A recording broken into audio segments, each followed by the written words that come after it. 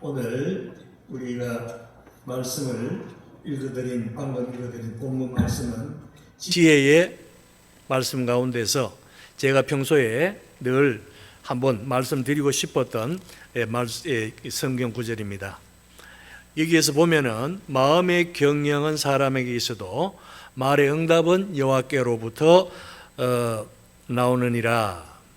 그리고 3절에 보니까 너의 행사를 여호와께 맡기라. 그리하면 내가 경영하는 것이 이루어지리라. 그리고 오늘 말씀 가운데서 핵심어가 맡겨라라는 말을 우리가 귀담아 마음에 담으시고, 그리고 성경에는 많이 나오진 않는 단어입니다만은 경영이라는 단어가 두 번 나오고 있습니다. 마음의 경영이라는 말이 나오고 내가 경영하는 것이 이루어지리라 해서 그렇게 나오는데, 그 내용을 가지고 오늘 집중적으로 우리 여러분들의 마음을 모아서 오늘 하나님 주신 계시의 말씀을 상고해 보고자 합니다. 예수님께서 지상에서 공생의 기간 3년 동안 사역하셨던 이스라엘에 가면은 사해라는 호수가 있습니다. 성경에는 사해 바다라 말씀하지만 바다라기보다는 호수에 더 가깝고 호수임이 분명합니다. 사해, 한자를 보니까 죽을 사자 바다 해자예요. 그래서 영어 성경에 보니까 dead sea다. dead sea. 그야말로 그대로 dead가 죽은 아닙니까? 죽은 바다다. 사해다. 여러분들도 아마 생소한 단어는 아닐 겁니다. 거기에는 아무 생물도 살지 못합니다. 물이 너무 염도가 높고 산소가 부족하기 때문에 어떤 생물도 거기에 살아남을 수가 없는 그러한 호수인 것입니다. 수영을 하려고 치면은 부력이 커서 사람이 그대로 둥둥 떨 수 있는 그런 정도입니다. 어떤 사람이 이 지방을 지나가다가 그만 사해 바다에 빠졌습니다. 살려달라고 허우적거리고 있지만은 아무도 그를 도와주지 않았습니다. 그냥 두면은 익사할 수 있지 않느냐라는 생각이 듭니다. 그저 멀리서들 소리만 지를 뿐 하는 소리가 손을 펴십시오. 허우적거리지 말고 몸을 물에 맡기세요. 그렇습니다. 손을 펴고 몸을 자세를 낮추어 맡기면 그대로 둥둥 뜨게 되어 있습니다. 몸이 둥둥 떠므로 떡 누워서 책을 볼 수도 있습니다. 저도 성기순례를 몇 번 가서 거기에 가봤습니다만은 저희들이 어릴 때 초등학교 다닐 때 사회에 대한 그 사진이 기억이 나요. 우산을 쓰고 누워가지고 책을 보는 그런 사진이 교과서에 실렸던 아주 오래된, 저희가 초등학교 중학교 정도 때 본 기억이 납니다. 그런데 이 사람은 쓸데없이 허우적거리니까 자꾸 짠물만 먹게 됩니다.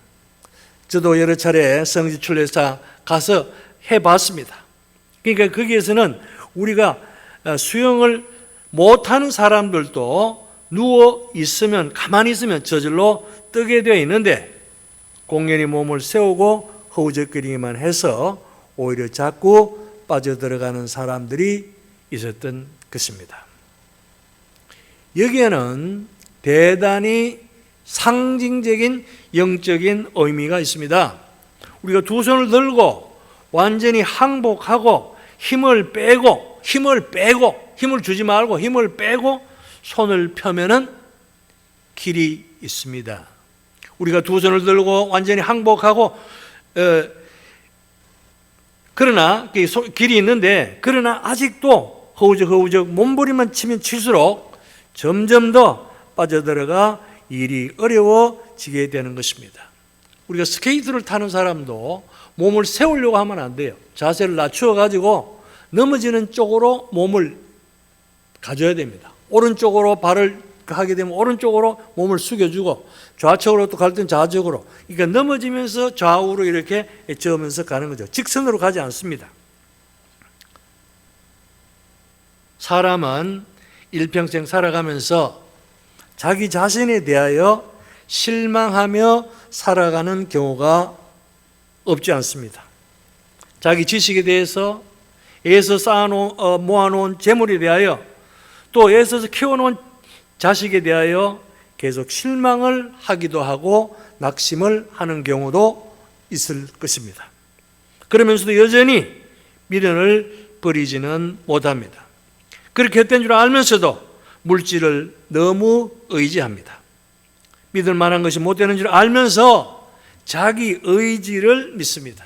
자기 의지를 믿습니다.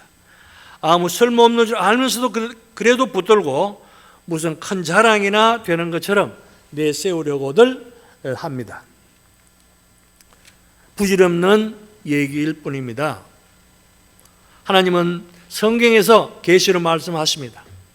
뭐라고? 하나님께서는 인간의 극한적인 궁극에서 사람을 만나신다 라는 말입니다. 하나님께서 인간의 극한적인 궁극에서 사람을 만나신다. 우리 인간의 한계, 모든 것의 끝에서 이제는 끝났다라고 하고 손을 들 때 그때부터 하나님께서는 일을 시작하신다는 것입니다. 하나님은 역사하고 나는 인간은 사역할 뿐이다. 하나님은 역사하고 나는 사역한다. 그런데 고린도전서 6장에 보면은 하나님도 일하시니 나도 일한다. 그런데 하나님이 일하시는 것을 우리는 보통 역사하신다 그러고, 내가 일한다고 할 때는 최한웅 목사가 일한다 할 때는 사역한다. 그러니까 하나님은 역사하고 나는 사역할 뿐. 아직도 여러분들이 무엇이 사역할 뿐이라는 것입니다. 아직도 여러분들이 무엇이든 할 수 있다고 자만하는 동안은 하나님은 여러분과 결코 합작하지 않으십니다. 그러면 언제 함께 하시려 할까요? 위로 두 손을 들고 백기를 들고 손을 펴야 그때부터 하나님께서 역사하시게 된다는 것입니다. 여러분들도 역사를 통해서 이미 알고 있듯이 우리나라도 순간순간 절대절명의 역사적 위기의 순간이 되풀이되어 왔고, 지금 현재도 우리나라의 국내외 정세는 그야말로 바람 앞에 등잔불 같은 내후 외환의 크나큰 위기에 국면에 봉착해 있는 현실입니다.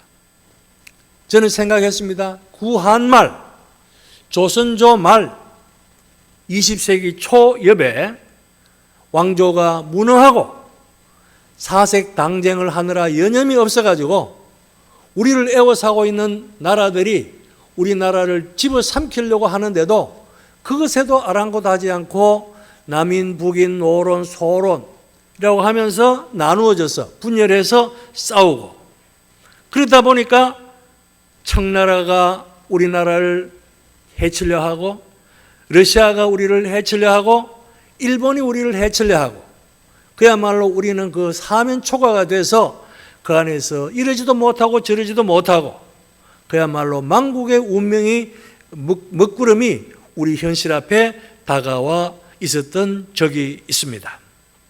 저는 늘 생각합니다.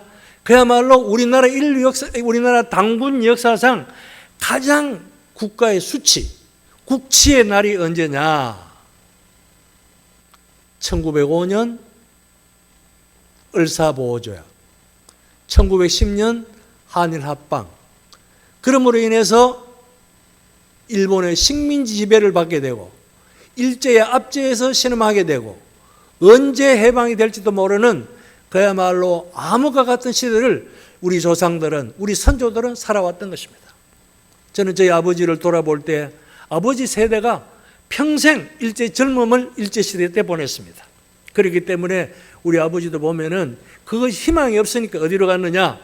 그 당시에는 만주로, 중국으로 많이 가게 되었던 것입니다.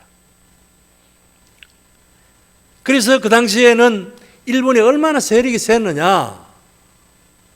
청일전쟁을 승리로 이끌고, 러일전쟁을 승리로 이끌고, 그 다음에 심지어 미국 본토 대륙까지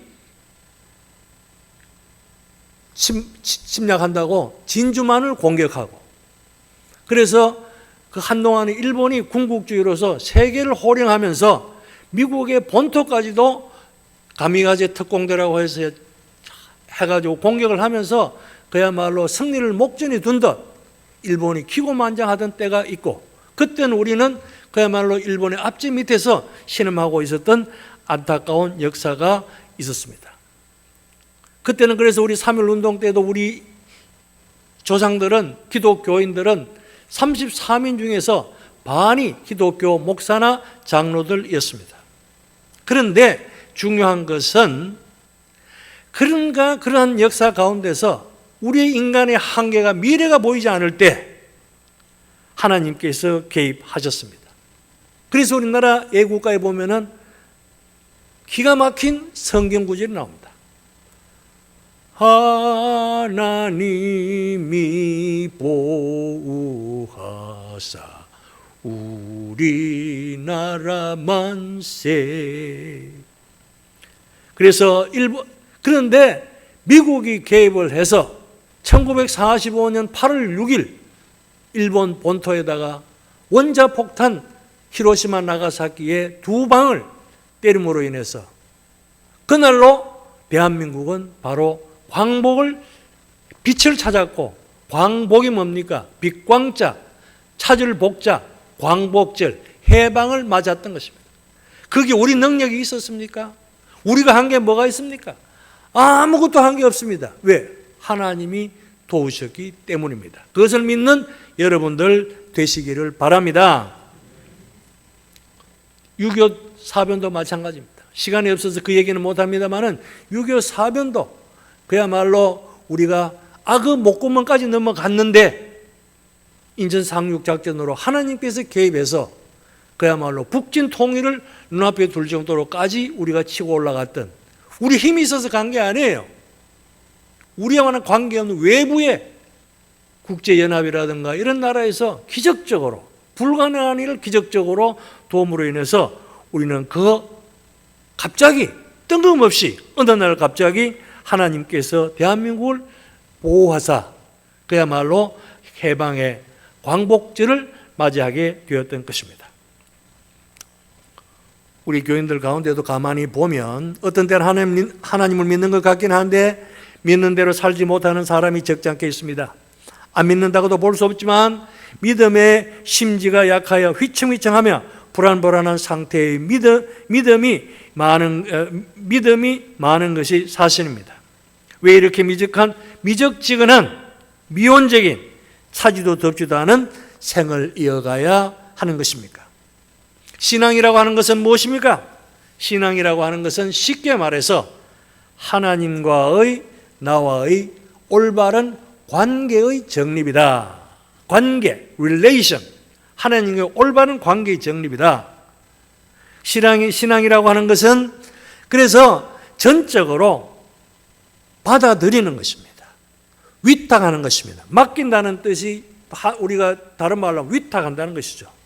그런데 어정쩡해가지고 전적으로 믿지도 않고 부인하지도 않은 채 많은 시간을 흘려보내고 있는 것은 아니죠. 오늘 성경은 말합니다. 내 행사를 여호와께 맡기라.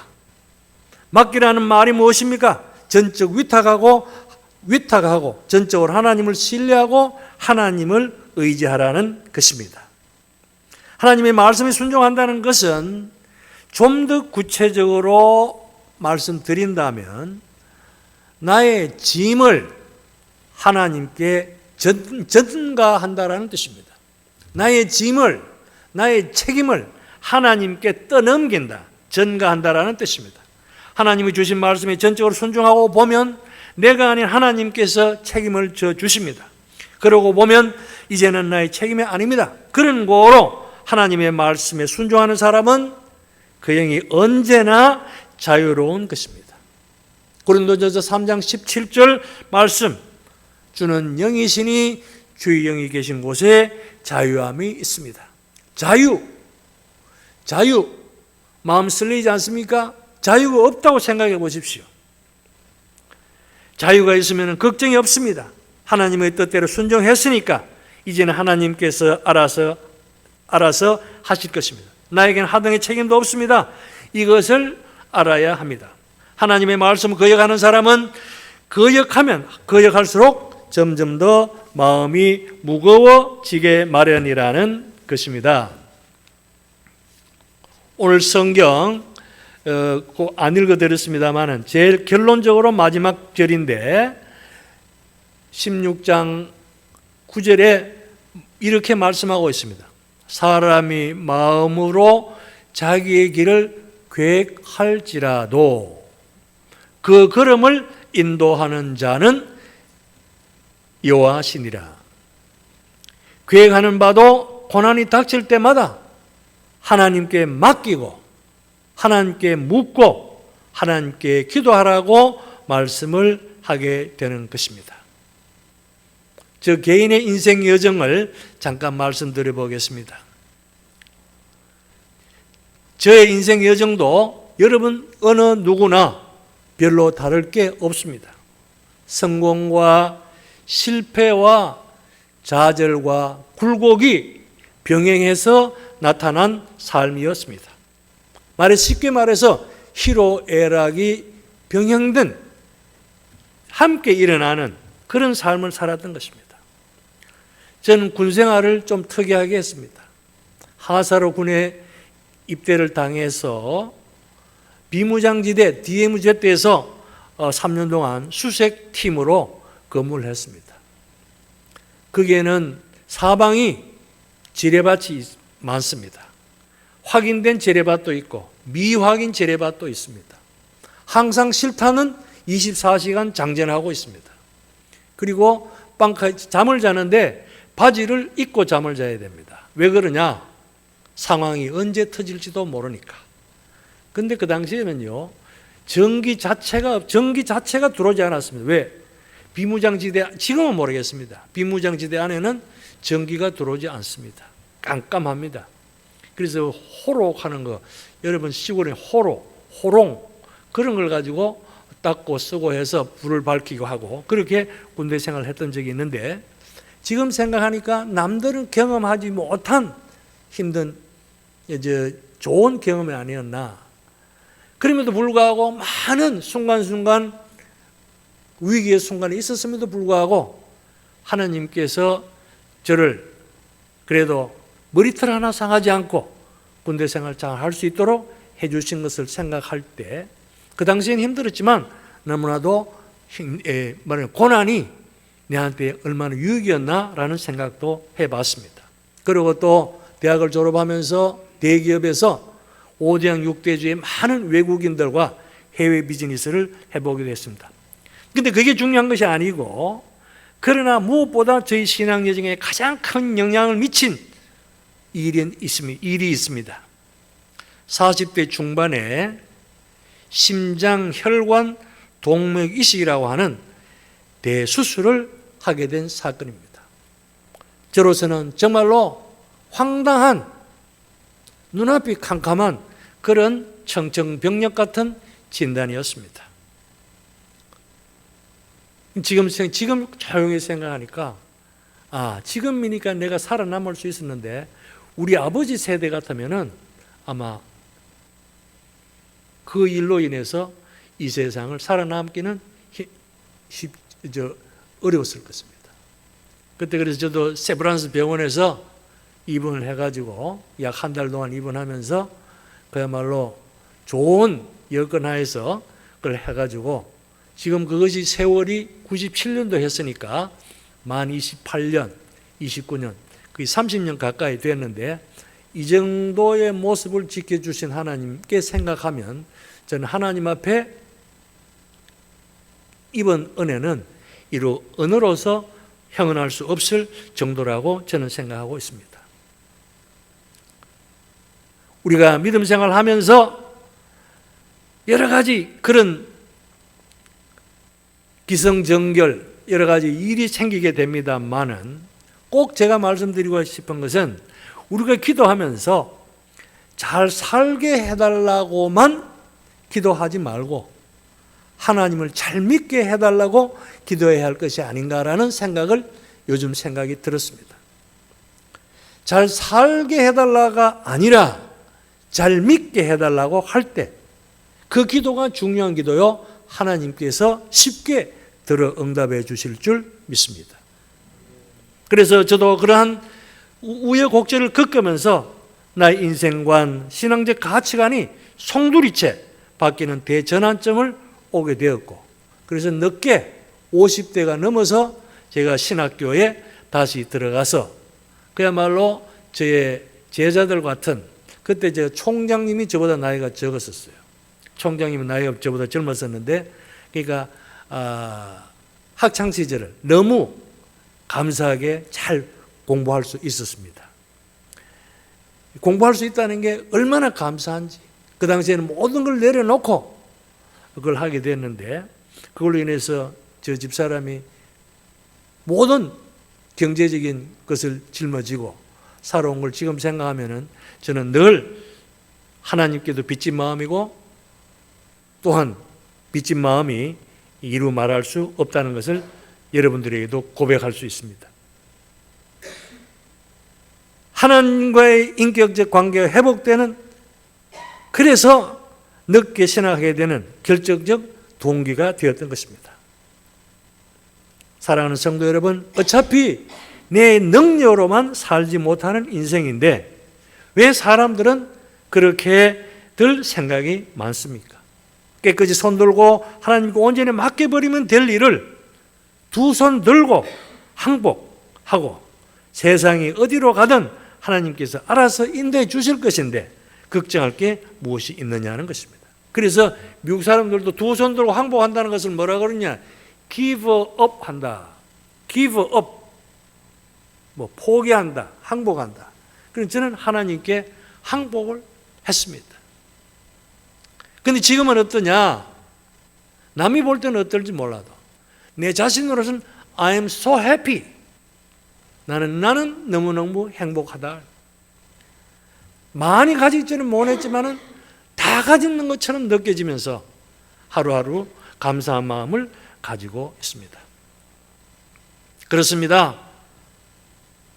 그런데 왜 내가 행복하냐? 행복한 이유가 뭐냐? 맡겼기 때문에. 맡기기 때문에. 왜? 하나님께 나는 모든 걸 전가시켰기 때문에 나는 너무나도 행복한 생각을 가지고 살아가고 있는 것입니다. 특별히 오늘 성경 말씀 2절을 잘 보면 내 의를 하나님께 맡기라 합니다. 사람의 행위가 자기 보기에는 모두 깨끗하여도 여호와는 심령을 감찰하시느니라 하고 말씀합니다. 내가 보기에는 내가 깨끗하지요. 그러나 문제는 하나님께서 어떻게 보시느냐라는 것입니다. 그런 거로 그 의를 하나님께 바칠 것입니다. 자기 의를 하나님께 위탁해 버려야 한다는 말씀입니다. 비록 나로서는 최선을 다했다 할지라도 판단하실 이는, 나를 판단하시는 이는 오직 하나님 한 분뿐이십니다. 옳은 말씀입니다. 나는 나더러 진실에 살고 정직함에 살고 최선을 다했노라. 하지만 이것은 단지 자기 마음일 뿐입니다. 객관식이 없는 것입니다. 하나님 앞에 통하는 것이 아닙니다. 대체 이렇듯 스스로 최선을 다했다고 생각하는 사람들이 가만히 보면 교만한 편입니다. 하나님만이 아십니다. 내가 어떻게 알겠습니까? 당신만이 알 것입니다. 할 것입니다. 유태인계의 계열의 루마니아 목사인 범브란트 목사님이 쓴 승리하는 신앙이라고 하는 유명한 책에 이런 얘기가 나옵니다. 유대 랍비가 자기 앞에 앉아있는 교인들을 보고 이렇게 보고 물었습니다. 어떻게 물었느냐? 길을 가는 중에 돈이 많이 든 지갑이 하나 땅에 떨어져 있는 것을 보고 그것을 주었다고 하자. 아무도 없는 곳에서 주었다고 하면 그대들은 그 지갑을 어떻게 하겠는가?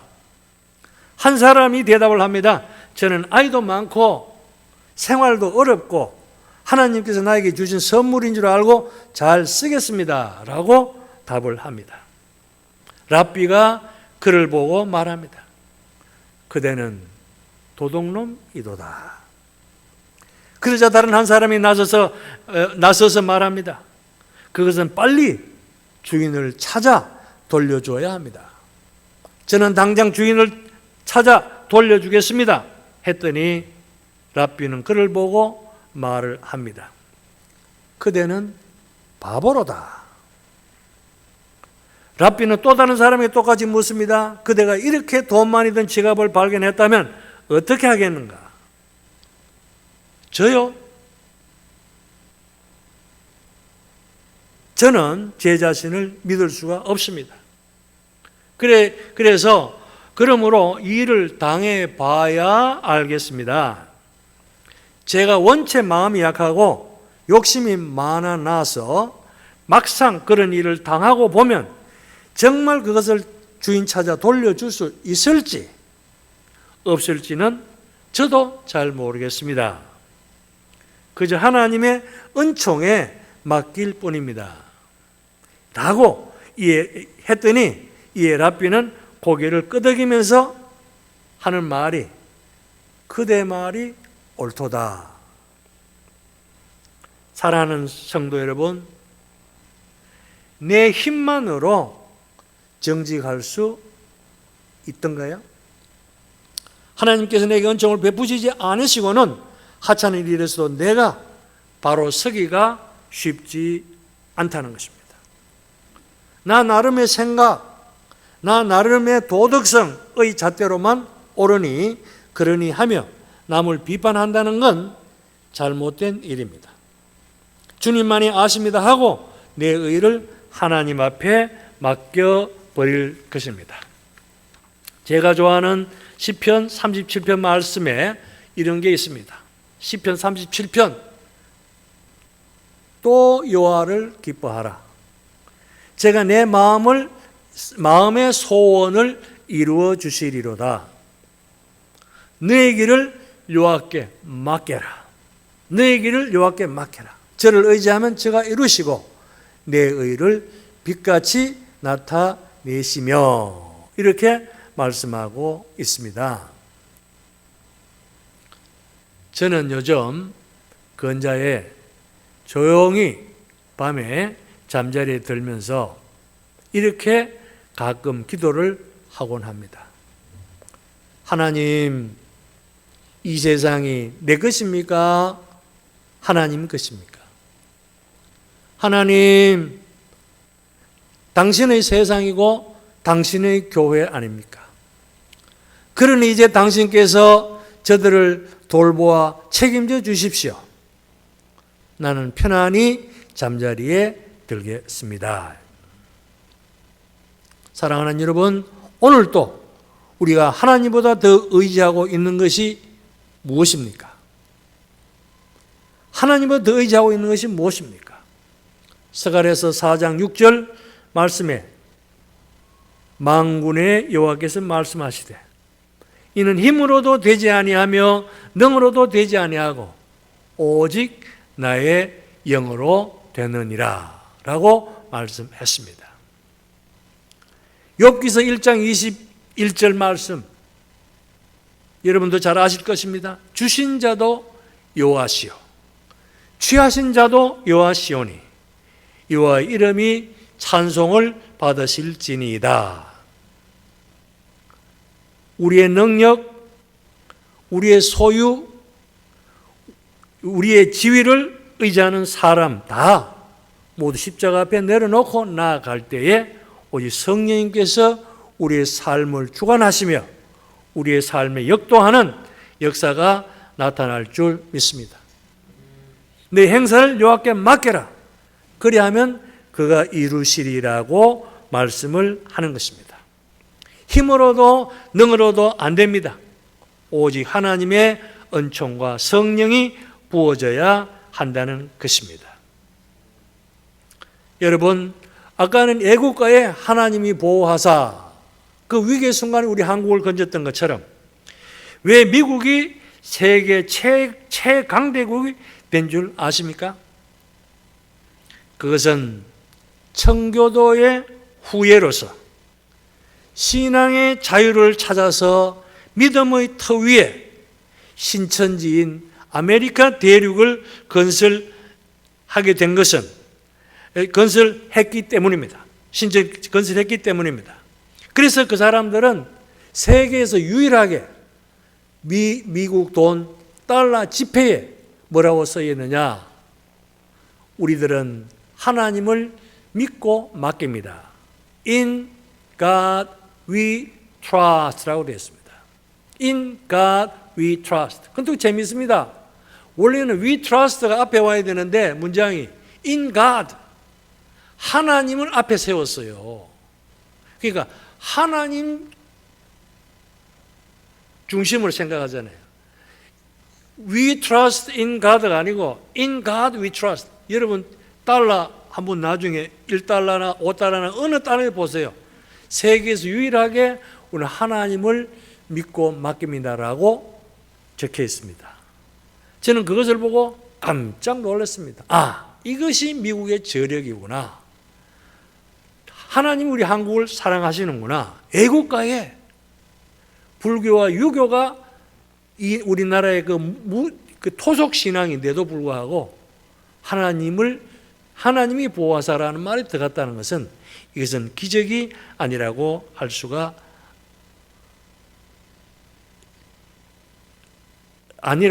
없습니다. 그렇습니다. 오직 하나님께 전적으로 맡기며 하나님의 섭리대로만 사는, 그래서 믿음의 견고한 심지로 세상이 감당하지 못하는 기쁨으로 하나님이 보호하사 승리하는 여러분 모두가 되시기를 바랍니다. 오늘 읽어드릴 마지막 본문 말씀으로 결론을 맺습니다. 사람이 마음으로 자기의 길을 계획할지라도 그 걸음을 인도하시는 신은 여호와 신이라. 이 말씀을 좌우명으로 삼고 삶의 원동력이 되어서 축복의 사람이 되시기를 간절히 기도합니다.